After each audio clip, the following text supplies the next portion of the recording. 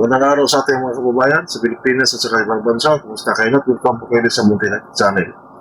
Panoorin natin ang pang-walong araw sa impeachment hearing ni VP Sara at dito makikita natin kung kapanipaniwala ba yung witness base sa pagtatanong ng depensa. So ito yung consideration nila, panoorin natin. So sa kabila po ng pagtestigo po ninyo ngayong araw, inaamin nyo ba na wala kayong personal na kaalaman sa nangyaring investigation starting November 23, 2024? Okay, so I'll just use my own translation, chismis. Anyway, at any rate, kung wala kang personal knowledge, chismis lang yon, tama? Counsel for the respondent may proceed with his cross when he's ready. You may proceed, sir. Good afternoon, Director Matiba. Good afternoon. As NBI Director, you are the Chief Executive of the Bureau. I'm the chief of the bureau. Yes. And part of your duties is to oversee the conduct of investigation, correct? Tama po. You're also authorized to issue subpoenas for the production of witnesses and documents, correct? Correct. Tama po. Very well. Now, the NBI conducted an investigation following the November 23, 2024 press con, am I right? I'm aware under the report that there was a subpoena issue, Okay. but I have no personal All right. knowledge of the issuance. Okay, we'll go there in a while. But this investigation was documented in the two affidavits of investigation, correct? That's correct. All right. And did you read and understand these two affidavits of investigation? I read the affidavit of investigation which was forwarded to the Department of Justice, which is dated February 11. Okay. So, as part of that investigation, will you agree that individuals were subpoenaed? There were individuals subpoenaed. More or less 10 Your Honor? subpoenas? Your Honor, please. Counsel for the panel of prosecutors. Rather, the lead prosecutor is recognized. Your Honor, the witness was appointed as NBI Director only in February 2026. His testimony with respect to the first investigation will only be based on records. Your So Honor- if it will go into the detail of the investigation, I'm afraid, Your Honor, he is not competent as he has no personal knowledge about the first investigation, Your Honor. To begin with, asked and answered, and the witness was about to answer if he knows, given that he is the superior, current superior of this agency, and I presume that he has kept himself abreast of what happened in his agency prior to his assumption in February of 2026. Witness may answer if he knows. Please repeat the question. So, more or less around 10 subpoenas were issued, correct? If you know. Well, I cannot count, Alright. but I know that their personality is subpoena. Okay, very well. Now, these people were asked to appear before the NBI, correct? Yes, that is the very purpose of the subpoena. Okay. Now, these appearances were on various dates in November and December of 2024, correct? If you know. I cannot recall Okay. exactly. Now, if you know also, some appeared while some did not. Yes, I was informed during the briefing. All right. Now, for those who appeared, the NBI conducted interviews with them. Yes, All right. And minutes of these interviews were recorded, correct? that is the standard procedure. So I suppose during that time it was recorded. SOP. All right. So after the interviews, the interviewers were also NBI agents, executed affidavits. Is that also a part of the SOP? Yes, that is correct. Okay. And the affidavits attested that interviews were conducted, correct? Yes, it will be signed by the investigating officers and eventually signed by a superior officer. Okay. Very clear so far. Now, my question to you is this. Did you actually participate in these stages of the investigation? Your That is Honor? very impossible because I'm not yet a director at that time. Okay, that's okay. Are you aware that a subpoena was issued to VP Sara? Yes, I was informed. Did you sign that subpoena? I was not No. there. I All cannot right. sign Okay. it. Are you aware that a subpoena was issued to Dempsey Reyes of the Philippine Daily Inquirer? I know that there are personalities of WINA who were present during the press conference on the November 23, but I cannot recall who are the personalities because I just went through to the affidavit of investigation. Did you sign that subpoena for Dempsey Reyes? That's impossible because Okay. I'm not there. That's okay. Now, are you aware also that a subpoena was issued to Red Mendoza of Manila Times? We can confront you with a hard copy if you just want to refer to it, but you can answer also. At any rate, we are showing the soft copies, Your Honor, Your Honor, may I just... for the benefit of this honorable court. Assisting counsel may approach the witness. What is the pleasure of the lead prosecutor? Your Honor, may just enter into the record that the witness already testified that he has no personal knowledge about the first investigation, and all his testimonies will be based only on the records existing in the NBI. At any rate, Your Honor, If he knows, witness will answer. Your Honor, may we request also that those flashed in the big screen be explained by the defense counsel? I already explained, Your Honor. We're confronting the witness with hard copies, and the subpoenas, the soft copies thereof, are displayed. May we know, Your Honor, if these documents are pre-marked? Well, it is part, Your Honor, of Articles of Impeachment, Annex G9, pages 159 onwards. So it is part of the records of this case. These May are we not know our if they are documents. pre-marked? Yes, we can mark it. And it was also pre-marked. It is But at any pre-marked? rate, Your Honor, these are not our documents. These are NBI documents, Your Honor. No, the query is just if it's pre-marked, so that the senator judges can refer to it if at all when they The read marking, the TSN. sorry, Your Honor, the marking is D-1-145, Your Honor. Your Honor- Which document, counsel? Because I see 8 documents. In succession, Your Honor. In succession. Those are all parts. Counsel may proceed. All right. Now, Your are you- Honor, may I be clarified only about the XX, which are superimposed on those documents on the screen? Counsel for respondent will please reply. Your Honor, it was based on the witness's own answer that he did not personally sign. Nonetheless, it does not reflect the exact document referred to by the defense, Your Honor. And that should not be allowed, Your Honor, with all due respect. It is just to illustrate, Your Honor, for the benefit of the senator judges, and as well as the public watching, so that they can also follow the Lead prosecutor, we will allow it.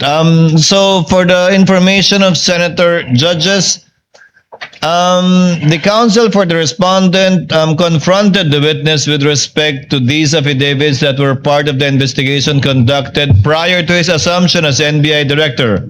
And the witness simply stated that he has no personal knowledge with respect to the execution, or due execution rather, of these 2 affidavits thus far out of, I presume, 10. More, May I comment, Your Honor? Lead prosecutor may register her comment. May I know what is wrong with just presenting the exact document instead of those which are marked with XX? Your Honor, I'm afraid it will give a wrong impression to the viewing public that those XX has something to do with inability, perhaps, or whatever impression it may give to the witness with respect to the to attending to the subpoena, Your Honor. Short May we rejoin- just remove those XX? We don't mind if they flash the documents, but it should be an exact reflection of what the document is. short rejoinder, Your Honor. No need for a rejoinder. Court is ruled, and the court notes the observation, manifestation, and objection of the lead prosecutor. Again, I think it's quite plain that these are documents that the witness cannot or does not have personal knowledge about because he was not yet the NBI director. Counsel may proceed. Witness may answer. All right, I'll move on. Are you aware that the subpoena was issued to Red Mendoza of Manila Times? I'm aware that there is a subpoena, but on the actual issuance of the subpoena at that time, that will be impossible to be aware of because I'm no longer I'm So- not yet the NBI director. So in short, you did not sign it. I did not All right, sign. okay. I think it was All right, signed that- by Glenn Ricarte. All right, that's enough. Okay. Now, are you aware also that the subpoena was issued to Bons Magsambol of Rappler? Based on the affidavit of investigation, I think it was mentioned. And did you sign that subpoena? It is again signed by a certain Glenn Ricarte. Are you aware that the subpoena was issued to Ana Rosario Malindog Uy, also of Manila Times? Again, based on the investigation report. And did you sign that subpoena? No. All right. Are you aware that the subpoena was issued to Jason Rubrico of SMNI? Again, based on the investigation report. Did you sign that subpoena? Your Honor, may I Possible. respectfully interrupt? Lead prosecutor is recognized. The prosecution is willing to stipulate as to the issuance of this subpoena by the National Bureau of Investigation during the time that the witness is not yet appointed as the NBI director, Your Honor. But that's not my question, Your Honor. I Anyway, think Your that Honor. unless you're willing to stipulate, counsel, to abbreviate the proceedings, that insofar as the questions of the counsel for respondent is concerned, that for the remaining four subpoenas, that the same answer of the witness for the previous 6 ones will be the same. We are willing to stipulate on that, Your Honor. We are not willing to stipulate, Your Honor. We'll just ask for a ruling from the court. In that case, witness may proceed. Witness may answer. Counsel will please proceed. All right. Are you aware that a subpoena was issued again to Jason Rubrico of SNM9? Same answer, Your Okay, Honor. same answer. And you did not sign that subpoena for Jason I said Rubrico? same answer, All right. Your Honor. Are you aware that a subpoena was issued to Mikhail Flores of Reuters? Same answer, Your Honor. Your Honor, may we ask, Your Honor, that the lawyer of the prosecution do not supply anything or make any comment near the witness because it may affect this. Is he the assisting counsel may not supply any information to the witness other than merely observing the document being shown to him by assisting counsel for respondent. Counsel may proceed. Mr. Presiding Officer, may I speak? Yes, Director. The counsel is not telling anything, but may I request not to cover me so that the people can see me. Yes, that may be granted by the presiding Thank officer. you, Your Honor. Assisting counsel, kindly sit beside the assisting counsel stand beside the assisting counsel for the respondent. You may proceed, counsel, All right. for the respondent. Are you aware that the subpoena was issued to Mikhail Flores of Reuters? Same answer, Your Same Honor. answer. You did not sign it. Okay. Are you aware that the subpoena was issued to Trixie Cruz Angeles? Same answer. And you did not sign it. Okay. Are you aware that the subpoena was issued to 2 OVP personnel? And did you sign the subpoenas? Same answer. All right. So not a single one. Now, my next question to you is this. Did you oversee any interview that was conducted in the fact-finding investigation? Your Honor, the question is vague. If the witness is a lawyer and is competent to Your answer, Honor- if he knows, Your Honor. Your Honor, during the direct, it was established that there were 2 investigations. The first investigation and the current investigation of the STF. Then, The defense need to specify which investigation is he referring to. The affidavit. Counsel will please clarify. Okay. Did you oversee an interview that was conducted in the investigation that was covered by the affidavit of investigation? As mentioned in my testimony, I was appointed only on February 2026, and it's very unlikely to be part of the investigation prior to that. Okay. So, are you aware that there were at least 4 interviews that were conducted? Your Honor, asked and answered. That is a different question, Your Honor. Nonetheless, Witness may answer. I'm not aware because I'm not yet there. Okay, so are you aware, let me be more specific, are you aware that an interview of Dempsey Reyes of PDI was conducted? I'm not aware of that, but as reflected in the investigation report, it was there. So in other words, you did not oversee that interview? Yes, definitely. All right. Are you aware that there was an interview of Fred Mendoza of Manila Times? Same answer, Your Honor. Same answer. Are you aware that there was an interview of Bons Magsambol of Rappler? Same answer. Same answer. So you did not oversee that interview. And are you aware that there was an interview of Jason Rubrico? Did you oversee this interview? Again, same answer. Same answer. Okay. Did you see them sign any minutes of the meeting? No. No. Did you meet any one of these interviewees? At Before that or time? after? Before or after? Who among the... Among the interviewees that I No. mentioned? No. Did you meet any one of their lawyers? No. No. All right. Now, were you even present at the NBI Cybercrime Division office at the time of these interviews? That is impossible. All right. After the interviews, affidavits attesting to the interviews were executed, as you mentioned. Did you oversee the drafting of these affidavits by the NBI agents? Again, very unlikely. I was not present. All right. Your Honor, if I may interrupt, may I just enter a Lead continuing... prosecutor may make a manifestation and/or a continuing objection, as I presume she will. Yes, Your Honor. I'm entering a continuing objection to the line of questions of the defense on the ground, as stated by the witness, he has no personal knowledge about the investigation conducted prior to his appointment in February 2026, Your Honor. Just a That is for short the record. rejoinder. The continuing Honor. objection is noted. Counsel for the respondent may proceed. No need for that rejoinder. But were you present when the NBI agents subscribed and sworn to their affidavits? I was not there. You were not there, still nothing. So, and since you did not actually participate, it means that you do not have personal knowledge of these stages of the investigation, correct? During that time, yes, but as I mentioned earlier, I read the investigation report. So your knowledge of the investigation was based on only of your reading. That is absolutely correct, All right. and upon the discussion of the investigating Okay, officers. very well. Now, were you present at the November 23, 2024 press con? I was not present. You were not I was present. not participating on that. And if you know, was any NBI agent present at the November 23, 2024 press con? Not that I know of. None. All right.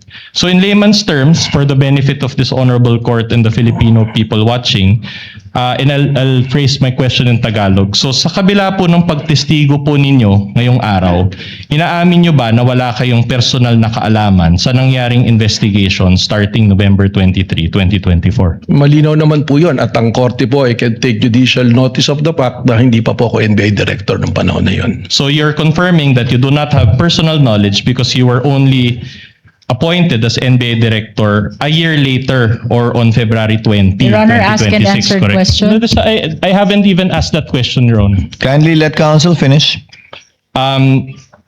So again, I will repeat. So the reason for this is that because you became NBI director only a year later or on February 20, 2026, correct? Tama po. All right. Okay. So prior to February 20, 2026, you do not have any personal knowledge of any investigation, correct? Nababasa ko lang po sa balita mga pangyayari. Which is not personal knowledge, correct? Well, yun lang po yung knowledge natin. You're a lawyer, correct? Tama po, 29 years. 29 years. Can you recall Rule 130, Section 22 of the Rules of Evidence? Can you refresh me, sir? Okay, I will Because you have a gladly copy. refresh you, of course. I have here a copy of Rule 130, Section 22 of the Rules of Evidence, and I'll read it. Please read with me, Director Matibag. Testimony confined to personal knowledge. A witness can testify only to those facts which he or she knows of his or her personal knowledge, that is, which are derived from his or her own perception. Can you recall that rule now? Ayan po, nababasa ko po ngayon. Okay, you Tama can read po. it. All right. So, based on this rule, will you agree with me that a witness can only testify based on his personal knowledge? Your Honor, may I comment to that? These are basic questions, Your Honor. The witness is a lawyer. He is competent enough to answer. Counsel, are you making an objection? This is a comment, Your Honor.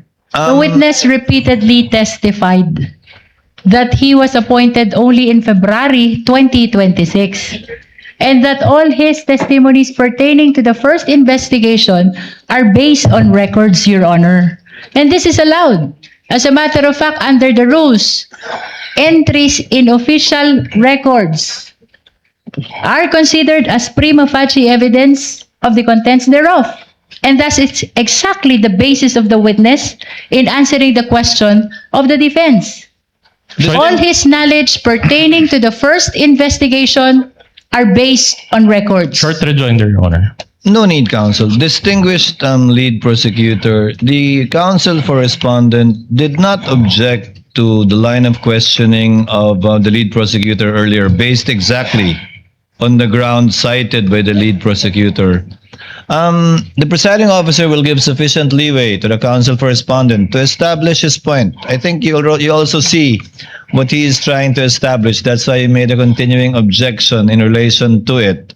I'll give you some leeway, counsel, but go to your next topic as soon as you're done with this. Thank you, Your Honor. So, again, based on this rule, a witness can only testify based on his personal knowledge, correct? Tama po, pero meron pong mga exceptions sa rule. All right, okay. If not based on personal knowledge, then that is hearsay, correct? But it's not an absolute rule po dahil may exceptions nga po. Okay, now, I'm trying to look for the Filipino term for hearsay. Ano ba yung hearsay sa Tagalog? Sabi-sabi or chismis? Is that a fair translation? What is a fair translation to you of hearsay? in Your Honor, the Filipino? question of the defense is misleading. He never testified that that is hearsay. No, I'm not As a asking matter him. of fact, he's trying to raise the exception to hearsay. I'm not asking about the exceptions of hearsay. I'm asking a translation of hearsay. Your May Honor. we know- Anyway, I'll move on to. If the witness If the knows, if he does not know, he may say so. Hindi ko po alam kung anong translation dito sa Tagalog. Okay, so I'll just use my own translation, chismis. Anyway, at any rate, kung wala kang personal knowledge, chismis lang yon, tama? Hindi ko naman po naririnig sa korte, ako'y nag-practice din, kahit di translate sa Tagalog, kahit minsan ko po, hindi ko po narinig ng hearsay ginamit ang salitang chismis. Alright, I'll move on. Now, the main material that the NBI used in its investigation was the video of the November 23, 2024 press con, correct? Tama po. Did you watch that whole video yourself? Napanood ko po. The whole video? Well, yung pong importanteng bagay dyan ang aking tinutukan pero napanood ko po. Alright. Now, let me ask you, do you confirm that in that virtual press con, VP Sara spoke about a lot of topics? Tama po. Alright, I'll show you a portion of that video and then I'll ask questions thereafter. Now, Your Honor, we beg the indulgence of this honorable court. Again, this video is a little lengthy, but we will only show one video, Your Honor. Counsel may proceed. At nakain ninyo buffet dyan ito sa House of Representatives. Anak at ang mamahaling wine.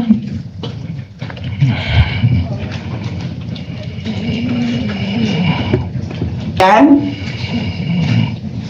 Yung taong bayan na pinamisan ninyo, 20 pesos rice.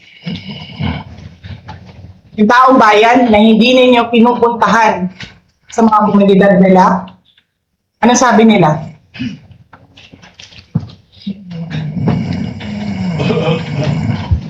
Ganyan ang bayan natin.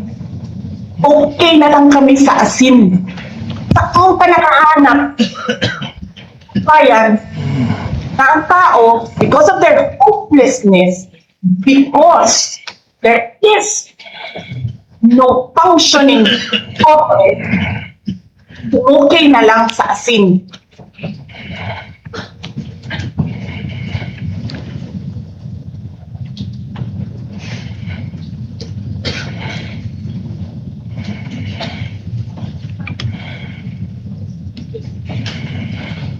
Lang abogado si Attorney Lopez eh. Kasi alam niya kung ano sasabihin niya doon sa mga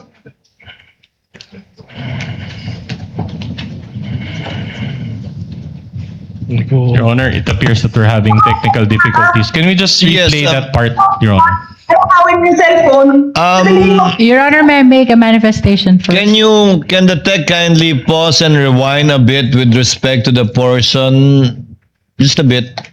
Your Honor, this is part of the question, Your Honor. Can we ask that the manifestation be made after the playing of this video and the asking of the appropriate question? Your Honor, the manifestation concerns the very video that they are presenting. We're already playing it, lead counsel. We will recognize you after the video is played. Kindly proceed with the playing of the video. ng cellphone. Saan ka nakahanap?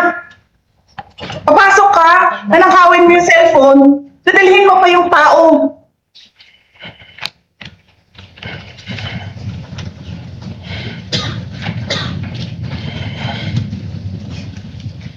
Diba? Princess, you're raising your hand.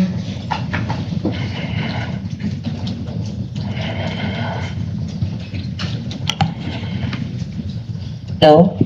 Narinig po ba ako, Princess Maui? Yes. Oh, thank you. Good morning po, Madam Vice President. Thank you so much nga po pala sa dala niyong hopya nung hearing na pumunta kayo for PRRD. Kami yung nasa likod niyo po, yung tinawag nilang bastos kasi pumalak pa kami because of Congresswoman Cardema. Thank you, ma'am. Nakakain kami. Ako po'y natatakot kumain ng pagkain doon baka mamaya. Ma'am, mag-iingat po kayo. Nasa teritoryo kayo ng kalaban. Okay Nag-aalala lang po kami para... ma'am, kasi sila naman sila talaga yung bastos eh. You read Opo, what you okay. talk. Yeah. Mag-iingat po kayo kasi sa dinami-rami po ng inyong mga pasabog ngayong gabi, it seems like marami po talaga kayong alam about them, no? Dahil sa pagkakasama niyo sa kanila during the campaign and during the 2022 elections. Baka po mamaya kasi totoo yung mga naririnig namin, or yung, I don't know if it's true, na meron daw silang Operation Romanovs, and baka bala kayong ubusin ang inyong pamilya dahil hadlang kayo sa kanilang mga balak in the future. So, mag-ingat po kayo. Kami po kasi kami ng EDSA Friday Through, kami yung bumababa every Friday dyan sa EDSA because we believe yan yung tamang venue sa dinami-rami na ng problema natin. Ang kaya lang naman po namin gawin ay manawagan na bumaba na yan. Ano po kayo ang remedy naman ninyong mga nasa posisyon or ng mga kayang labanan itong napakarami na pong ginagawang korupsyon at krimen laban sa taong bayan? Ano po ang pwede nyo maging remedy para matapos na ito, lalo't nagsisigaw na po ang taong bayan na mag-people power? Yes. Huwag kang mag-alala, ma'am, sa security ko. Kasi may kinausap na ako na tao. Ito sa kanya, kapag pinatay ako, patayin mo si BBM, si Lisa Araneta, at si Martin Romualdez. No joke. No joke. Nagbilin na ako, ma'am. Pag namatay ako, sabi ko, huwag ka tumigil na. Kung hindi mo magpatay sila. And then he said yes. So, alam mo, ma'am, yan ang lagi kong sinasabi sa makabayan lang. Thank you. Ang laban, wala dyan sa EDSA, ma'am. Wala dyan sa mga highway. Ang laban, ma'am, nandun sa loob ng palasyo. Yan ang problema. We appreciate yung expression ninyo ng disgust, ng pagkamuhi, ng hopelessness, kasi it reflects kung ano yung nararamdaman ng marami, milyon. Alam ko yan, ma'am, kasi kahit saan ako pumunta, ako ang binoto namin yan dahil sinabi mo, iboto namin.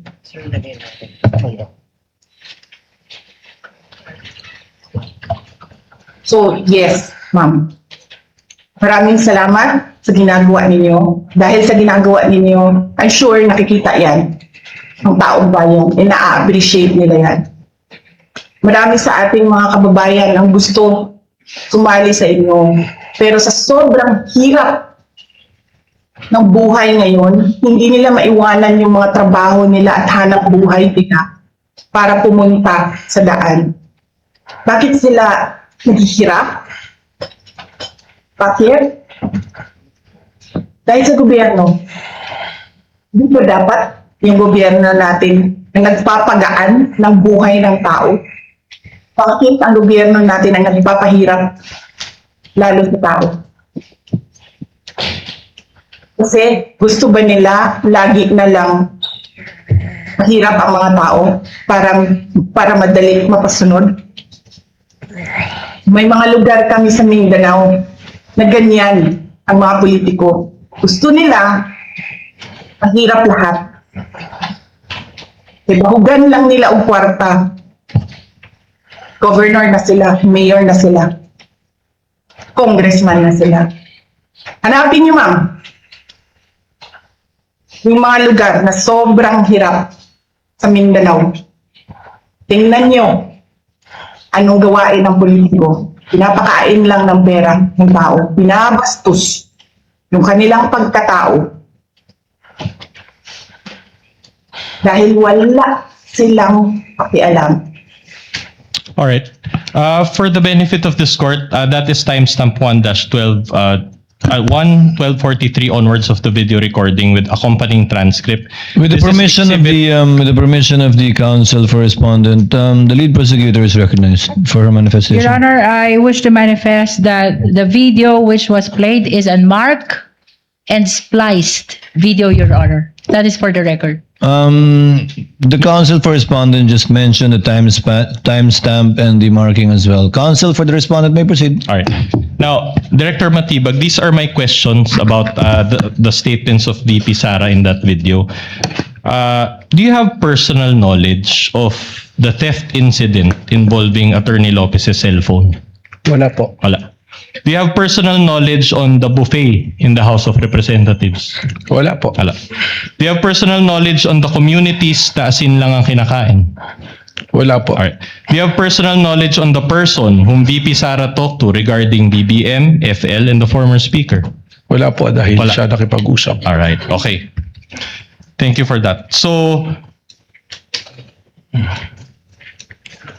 now you mentioned that you watched the whole video.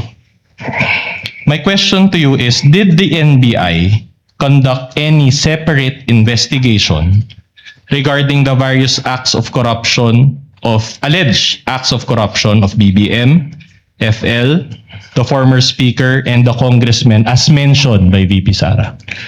Marami pong iniulat sa akin na mag-investigasyon, subalit hindi naman po kasi binanggit do sa video sino ang mga particular na kailangang imbestigahan.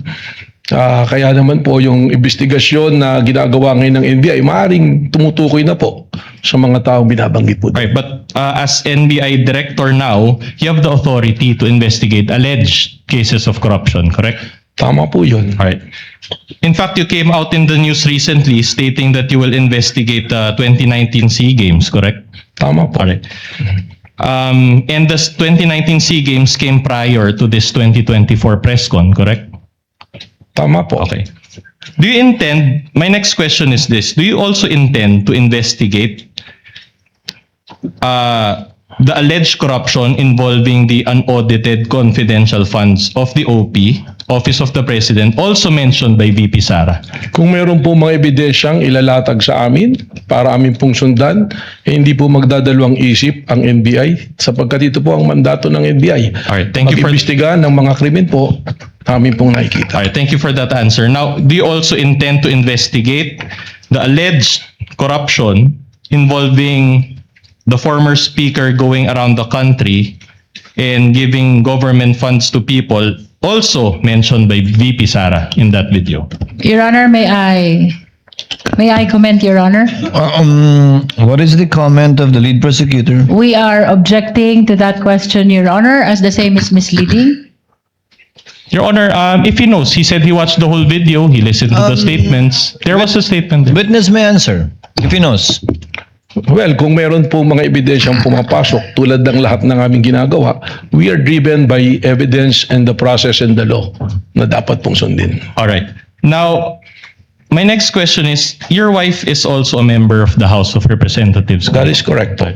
And she is Representative Maria. Your Honor, with all due respect. This is cross, Your Honor. Maybe given leeway, Your Honor. Allow the counsel to finish the question and then you may make your objection afterwards. Finish your question, counsel for the respondent. She is Representative Maria Rene Ann Lourdes G. Matibag. Before I the witness object, Your Honor. answers, what is the objection of the lead prosecutor?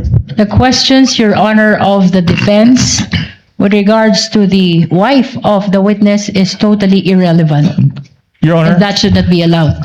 Your Honor, these are the, credibility testing questions, Your Honor, which is always relevant. The objection is overruled. It tests the freedom from bias, if any, of the witness regarding his testimony, and the chair will Nevertheless, Your allow Honor. it. Witness may answer.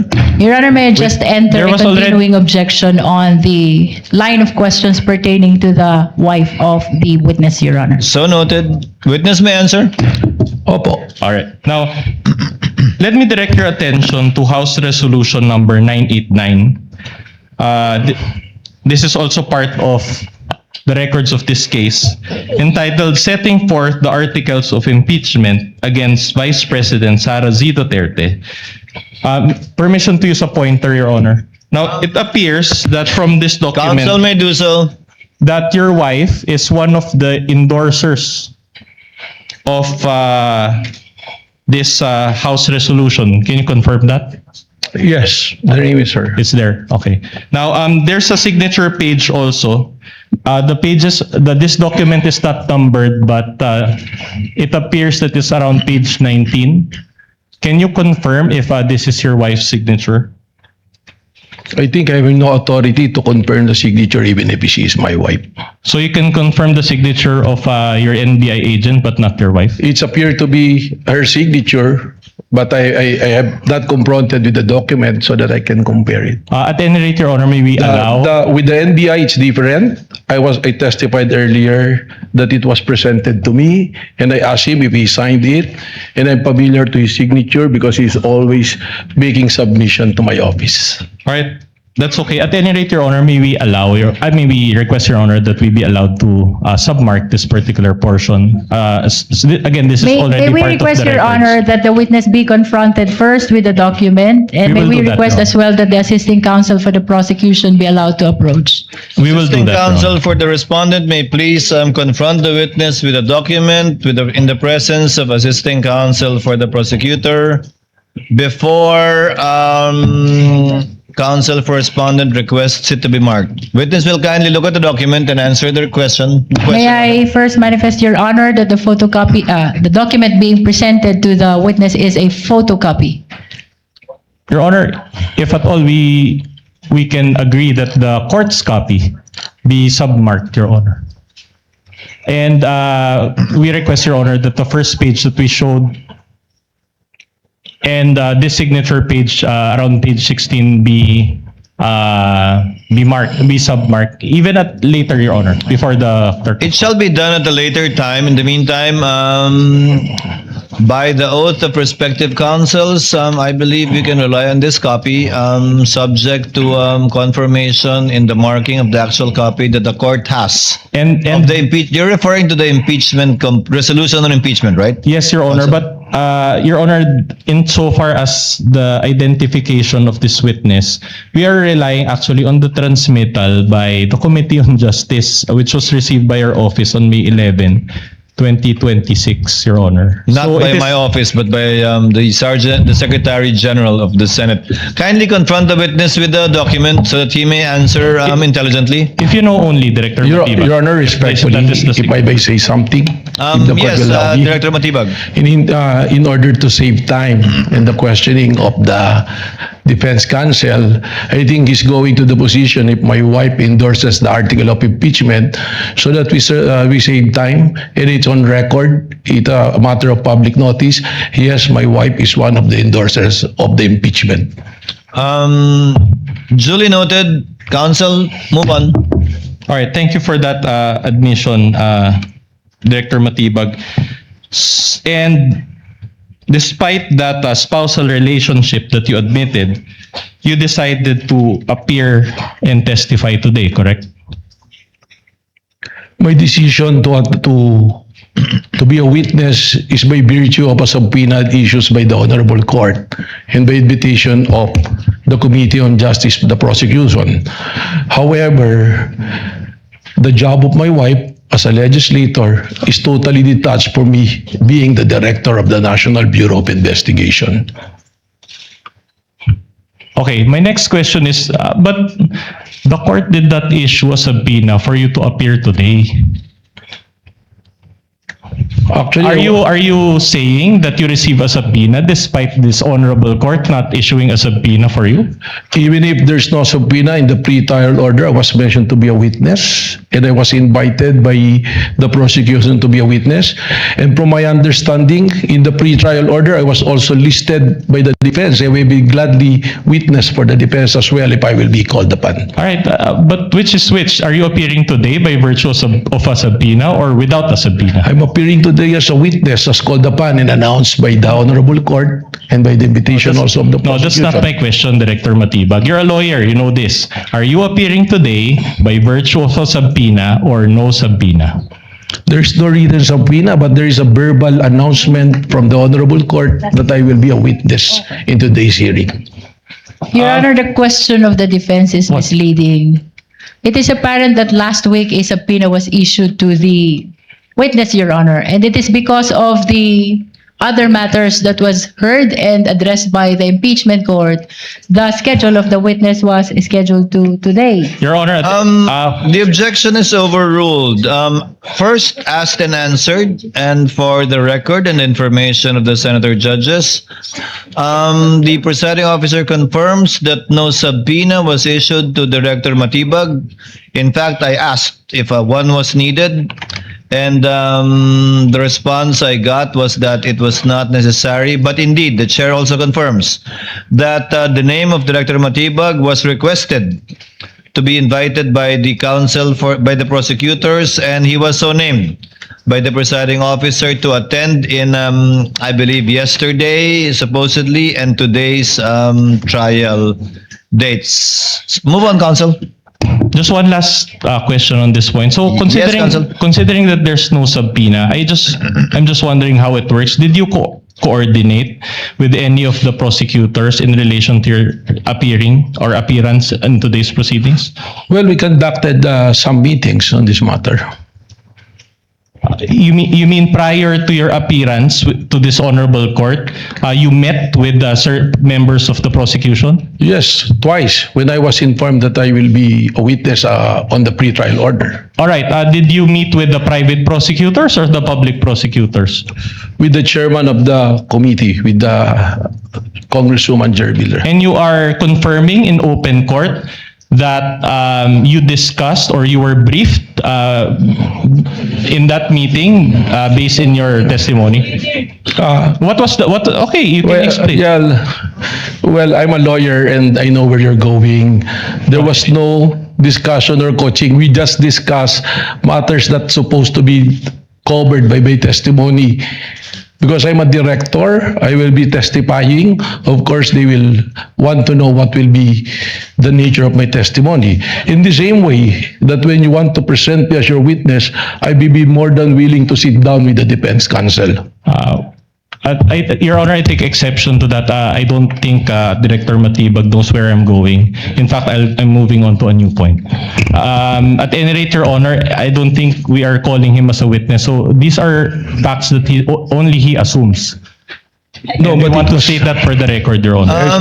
Witness will not argue with the counsel. Kindly sorry, move Your on. Honor. Kindly move on, Yes, sir. counsel, for the respondent. All right. Let's just move on, Director Matibag. The NBI is under the DOJ, correct? That is All correct. right. And the DOJ is under the Office of the President, correct? That is correct. Now, BBM, in short, BBM has control and supervision over both NBI and Your Honor, sorry, I am hearing comments from the prosecution. I don't mean any disrespect to the President. It's just for purposes of abbreviation, I'm just calling him BBM. But at any rate, I'll move on to my question. So BBM has control and supervision over both the NBI and the DOJ, correct? That is not exactly correct. Only on the matter of appointments, but we enjoyed independence in the matter of investigation. I'm glad you mentioned that. Do you confirm that you're an appointee of BBM? Well, it's only the president who can make an appointment. I think it is provided for in the law. What's the answer? Yes. Yes, okay. And so my question to you is this: did BBM participate in the NBI's investigation in any way? No. No. All right. So don't you consider your appointment as NBI director as participation on the part of BBM? No. No. Okay. All right. You mentioned a while ago that after the affidavit of investigation, it was submitted to the DOJ for evaluation, correct? For their evaluation and finding if there's enough reason to file a case before the regional trial court or the proper courts. All right. And during your direct testimony, you also mentioned that as we speak, it is still pending, correct? That is correct. All right. Now, in other words, in terms of formal charge to be filed in court, that is still not available at this time, correct? It's in the jurisdiction of the National Prosecution Service, which is under the Department of Justice. But insofar as the case that the NBI filed with the DOJ, is it not the case that that charge does not include contracting for the assassination? That is correct. What was filed was grave threat and inciting to sedition. So in other words, at this point, VP Sara is not being made to answer for contracting for assassination, correct? That is exactly what that my testimony covered. That she is being investigated for contracting a person to kill the president. And that is a continuing threat not only to the life of the president, but to the national security of our country. Not responsive, Your Honor. My question is if she's already being made to answer to that particular charge. Made to answer, counsel, meaning Subpoenaed. has she been subpoenaed? I'll be more specific. Has she been subpoenaed in terms of contracting for assassination? Well, in this impeachment court, she is being on trial. And that is very well covered by the articles. To me, as a lawyer, not only as an NBI director and as a former dean, that is a betrayal of public trust to me because she made an oath of office that she will protect, defend the Constitution, execute laws, do justice to others. Director and Matibag, consequently let to the self. court intervene at this juncture. That is not responsive to the question of counsel. Kindly just answer the question. Has the NBI issued a subpoena against the Vice President with respect to the crime of contracting a killer, allegedly? At this point, Your Honor, not yet. Not yet. Okay. Please proceed, counsel. That's enough. So no subpoena as of now. But in other words, has there been any affidavit of investigation relating to contracting for assassination? My understanding is there was a subpoena issued at that time during the investigation to the Vice President and the lawyer submitted an affidavit. No. Again, not responsive, Your Honor. I'm talking about an affidavit of investigation executed by the NBI. Not in yet. terms of not yet. Okay, so at this point, would you agree with me that the DOJ has not found any basis for contracting for assassination? Wala pa po sa Wala yun. pa. All right. So at this point, as of today, there's simply no evidence to warrant the filing of a formal charge for contracting for assassination, correct? That's why kung babalikan po natin yung aking testimonya, this is a continuing and an open investigation as to the contracting a killer. So in other words, the reason why these are not present at this time because your investigation is still ongoing. It's a case build-up and an open, active investigation. All right. Very well. Now, you mentioned about grave threats and inciting to sedition. My question to you is, these subject matters fall under the category of felonies, correct? That's correct. Yeah. Now, in fact, based on the penalties involved as provided by law, these fall under the jurisdiction of the first level trial courts, correct? Yes. All right. Now, moreover, for one to be declared guilty of these felonies, the burden of proof is guilt beyond reasonable doubt, correct? That is correct. Now, guilt beyond reasonable doubt, is this a low threshold or a high threshold? Beyond reasonable doubt, of course, it's a high threshold. In fact, it is the highest threshold in That is criminal law, correct. correct? So in other words, para lang for the benefit of the Filipino people watching, so hindi ka pwedeng magsampa ng kaso nang hindi mo kayang patunayan, correct?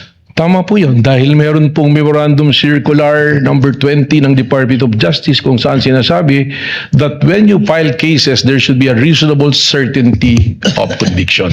Thank you for that clarification. So if the threshold is guilt beyond reasonable, if this threshold of guilt beyond reasonable doubt is not reached, then the accused must be acquitted, correct? Tama po yan. And insofar as grave threats or inciting to sedition, it is the trial courts that will decide that, correct? That is correct. Not the DOJ. The DOJ will submit the information and the resolution for prosecution. At the end of the day, it will be the court who will say whether it's guilty or not. All right. Now, in your testimony earlier, you mentioned that there are leads on the alleged person that VP Sara talked to, correct? Yes. But let me ask you this. During that press con, did VP Sara mention the word assassin? Wala po. All right. Now, the investigation on these leads, are these already final? Pakiulit po. The investigation based on these leads that you mentioned, are these already final? Hindi po. Hindi pa. Malinaw po sinabi ko that this is a continuing and open investigation po. All right. So, in other words, you haven't given any opportunity for VP Sara to confront this alleged person, correct? Hindi pa po. All right.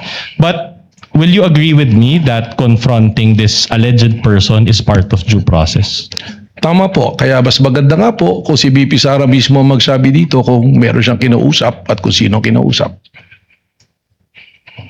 But is that part of the SOP also, that you give an opportunity for VP Sara to confront?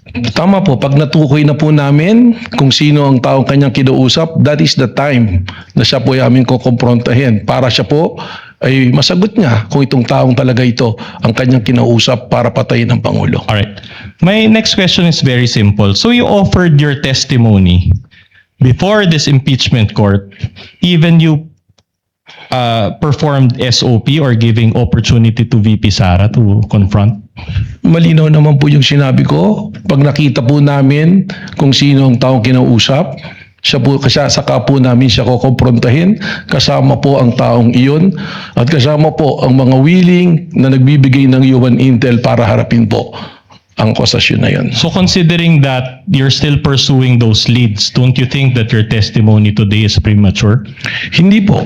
Sapagkat malinaw naman po sa statement ng ating Vice Presidente na meron siyang kinausap para patayin si Bongbong Marcos, si Lisa Marcos Araneta, si Martin Romualdez, at sinabi pa niya na walang biro to us sa law investigation. Applying po namin yung pong methodology na ginagamit ng Secret Service sa Amerika, ay papasok po rito na ito isang malinaw na confession ng isang tao na meron siyang isang plano na pagpatay. Okay, I'll move on, but I'll ask you, isn't that a trial by publicity which is not sanctioned by our laws? Hindi po. Sapagkat kaya nga po namin hindi inilalabas yung aming pong mga confidential at secret na investigation. Lamang nga po, tayo'y pinatitistigo rito na kailangan natin pong sabihin kung ano na ang naging takbo ng investigasyon. At malinaw naman po sa aking testimonya na this is a continuing open investigation, active investigation na kung saan meron pong mga persons of interest. At pag tinanong po natin ito sa mga nakakaunawa ng law enforcement, ganito po talaga ang practice ng law enforcement. In fact, you mentioned during your direct testimony that you cannot give further details, correct? It's Tama po. classified. Okay. So, with all due respect, I'll ask this in Filipino, with all due respect to you, Director Matibag, kung hindi nyo pa po pala kayang magbigay ng detalye, bakit nyo pa po nilabas na may leads kayo in the first place? Sapagkat gaya po ng sinabi ko, malinaw naman na yung pagsasalita ng ating Vice Presidente na siya ay kumausap ng papatay at pumayag yung papatay na patayin ang mga individual na ito, meron na pong pagkakasundo na gagawin po ang isang krimen. Yeah, but my point is, wouldn't that prejudice your ongoing investigation that you come out here and you make statements that you already have leads? Objection, Your Honor, that is speculative. Witness may answer. Kaya nga po ang dahilan na hindi ko mabanggit kung sino po yung mga persons of interest dahil doon po makukompromiso ang investigasyon na gumugulong. Okay, at any rate, if this ongoing investigation progresses, that is the only time that a different charge will be executed against the Vice President. Balikan ko po Speculative, ulit. Your Honor. Babalikan ko po ulit.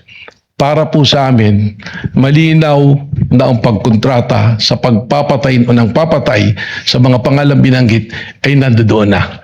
Applying the methodology ng Secret Service na binanggit ko po kanina. Ang hindi na lang po natin nakikita ay kung sino ang taong kinausap. Kaya ito po ay still open and continuing investigation. At any rate, it's not yet final, correct? Tama po. All right. Now, you mentioned that the NBI is still conducting an investigation, ongoing investigation. Do you still use the video of the November 23, 2024 press con in this ongoing investigation? Isa po ito, sabi naging batayan para po dun sa 5-point the standard na tinitingnan po namin ay amin pong matugunan. All right. It's an almost 2-year-old video now. Do you think it's still relevant to your ongoing investigation? Hindi po. Sapagkat hanggang sa ngayon nga, ay hindi pa natin nahanap kung sino ang taong kinausap po ng ating Vice Presidente. Okay, very well. Attorney Matibag, do you know Mel Sabio? Opo. All right. Now, about 2 months ago, an old audio-video file of the two of you circulated online. By the way, we won't show that video out of respect to your to the party's rights, as well as I saw your wife here also, out of your family members' rights and also out of Mel Sabio's rights. I'll just ask you a few questions. This video circulated online, and you already came out in the media admitting that it was you and Mel Sabio who were involved in that video, correct? Tama po yun. That is a private conversation sa dalawa pong magkaibigan na hindi nagkakasundo. All right. And my only question to you is this. Did that incident demonstrate an emotional outburst on your part? Kasama na po yun, combination na ng galit at disappointment. At ako naman po inamin ko na yan ay isang pagkakamali na akin pong tinanggap na rin at pinagsisihan. All right. Could you recall what you said in that video? Masama po yung aking mga sinabi. Meron pong hindi talaga kaya-aya. Can you recall, just to give an idea of those who were not able to I watch? cannot exactly recall because that was a really long time ago. That's okay. Now, on July 10, 2026, you wrote a letter to Representative Luistro. Do you confirm this? July 10. July 10, 2026. Opo. All right. Opo. And in that letter, we can confront you with a hard copy, but we can also flash. In that letter, you mentioned, and I quote, "As Director of the Bureau, I will personally attend to represent the NBI at this summit of Director and Commissioner General level law enforcement leaders across the Asia Pacific, which will require my travel and attendance on those dates." Now, those dates pertain to July 21 to 22, 2026. So today and tomorrow. Do you confirm this? Opo. All right. Now, in that letter, there was a prior letter to that, correct? Which you received from FBI Director Kash Patel. Tama po. Do you personally know Kash Patel? Hindi po, pero hindi po siya personal kong kilala. All right. And did you inform him at any point that you're a lawyer? Hindi ko po alam kung alam niya na abogado. Okay. That's interesting because in the letter, and I'll use my pointer again, he referred to you as Dear Director Attorney Matibag. And this record was submitted to this honorable court through the prosecution on July 13, 2026. Now, just a manifestation, this now forms part of the records of this case. Are you friends or did he just research about your being a lawyer? Ganito po kasi ang nangyari dyan, meron pong high value target. One of the top 10 most wanted, si Henry Kimball, ang pangalan po niya, who scammed the government about 2.8 billion. Number 2 po siya sa 10 most wanted. And we have a coordination meeting with our local counterpart ng US Embassy na FBI station in Manila, si Ma'am Courtney, asking for our help for the extradition of this person who happens to have a problem in the court in Makati. They were expecting na ito pong taong ito ay matagal pa bago ma-extradite sa kanila. Lumapit po sa atin sa NBI at dahil natulungan po natin na yung inaakala nilang buwan ang lilipas bago ma-extradite, inatulungan po natin sila sa loob ng 2 araw ay na-extradite po.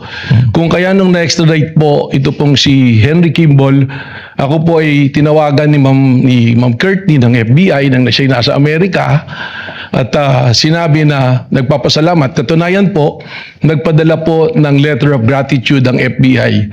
At yung pong pag-attend ko sa Bangkok, hindi naman po basta lang ako attend doon sa conference. There was an opportunity on the side na magkaroon po kami ng pagpupulong po ng personal ni Director Kash Patel. Yeah. Kaya po, gusto ko sana makadalo doon. Thank you for that clarification. Anyway, I'm just asking because the schedule of the court actually changed or was altered because of this letter. Just a few questions on this. Now, upon perusal of this letter, it appears na sinulatan kayo na diretsyo ni Director Kash Patel and walang address yung NBI. It just says Manila. Do you confirm the receipt of this letter? It was sent through an email. Through email. Okay. Now, of course, before you wrote Representative Luis Tro, you first confirmed your attendance with FBI Director Patel. Am I right? Wala pa po, the confirmation. Dahil malinaw naman po, sinasabi ko nga po kay Congressman Luis Tro na 2 event yan na magkasabay. Sayang yung opportunity na maaari kong makausap yung FBI director sapagkat it's very rare that an FBI director will talk to an NBI director. Yeah. So sinabi ko na baka naman pwede na mas mapaaga kung pwede lang at kung makikita naman po doon sa liham ko, respectfully I'm requesting. Pero lininaw ko po kay Congressman Luis Tro na 2 event yan at in order of priority, ang aking pong priority ang tumistigo po dito po sa impeachment court. At sabi ko naman, pinabot ko po through Ma'am Courtney that probably we can arrange another day na magkausap po kami ni Director Kash Patel. Okay, thank you for that clarification. At any rate, you're admitting that before you wrote Representative Luis Tro, hindi pa final yung confirmation mo dito kay Director. Meron na pong arrangement. May Pero arrangement alam na. po nila na ako'y magtitistigo. So kung malilipat po, that is the only time na ako po ay pupunta sa Bangkok po. No, I'm talking about may confirmation na kayo ni Director Kash Patel before you wrote Luis Tro, wala pa. There was already an invitation and information channeled to their local representative, si Ma'am Courtney po. Ma'am, sino yun, ma'am? Siya po si Courtney, siya po yung I FBI see. representative Okay. dito. At any rate, my question is, do you maintain that this is an official invitation from FBI Kash Patel? Opo. All right. Katunayan, meron pong dumalo ngayon doon, yung pong aming representative ng IOD. And it's also director or commissioner level. Ano po, siya po ay division level po. Are you at liberty to disclose the name? Or? Yes, opo, Attorney Chris Hernandez. Nandun siya sa Bangkok ngayon? Nandun po siya ngayon. Would you know kung si Director Kash Patel nag-attend dun sa Bangkok ngayon or nag-cancel din siya? Hindi ko po alam. I Ay, have to wala. get the information. All right. Now, just one last manifestation, Your Honor. Again, these documents comprising of 3 documents, June 24, July 10, and July 13, were introduced by the prosecution and then are now part of the records of this case. If I may be allowed to proceed, Your Honor. Now, I'll show you one last graphic and then I'll ask you a couple of questions thereafter. Can we show the graphic? All right. So, this is from the Daily Tribune. Your Honor, please. No question yet, Your Honor. Yes, Let counsel finish with this question All and right. then the lead prosecutor may make her objection. All right. This is from the Daily Tribune. Okay. And this is the entitled Public Trust Rating. I'll just focus on the green, not the red. No, but Vice President Sara Duterte, it says there 57%. And this was conducted by the Social Weather Station's SWS survey. Okay. Now, my question to you is this. You mentioned that you have an ongoing investigation. Do materials like this, insofar as how Filipino people view or trust VP Sara have an effect in your investigation? Objection, Before Your the Honor. witness answers, lead prosecutor is recognized for objection. What is the basis of the objection? Your Honor, the defense is showing a picture of the president and the vice president with a certain rating at the bottom. This has no relevance at all, Your Honor, with respect to the subject matter of this impeachment trial. I think he And has. we are objecting to the presentation of this picture, Your Honor. I think it has. Just a short rejoinder, Your Honor. Kindly allow the lead prosecutor. Are you done, ma'am? Yes, Your Honor. Just a short rejoinder, Your Honor. Attorney Vinloan is The recognized. witness mentioned the term betrayal of public trust. And we can run the TSN back.